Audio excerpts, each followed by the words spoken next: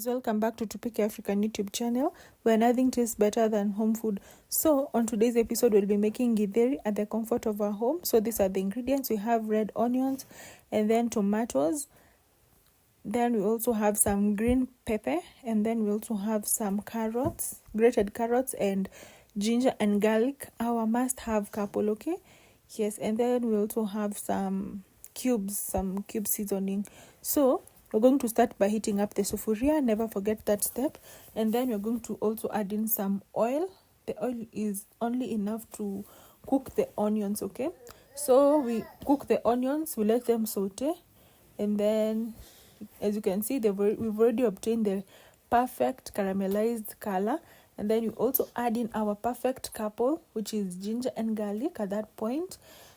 Then we also add in some carrots at that juncture, because carrots need oil so that they can also produce the right vitamins. And then you also add in the tomatoes and the bell pepper.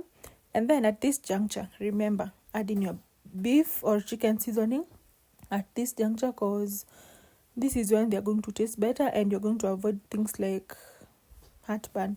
And then we have the bride of the hour, which is corn, black beans, and normal beans. And then you can either choose to add in some water like I did, and then just a little bit of water, and then you just give that a good stir, okay? And imagine, something that I've noticed is that carrots are so rich in color. My food was looking so yummy, like it was looking as if we've put some curry and we did not put any curry spice. So after that, this is just me serving my food. Thank you so much for watching. God bless you. Bye.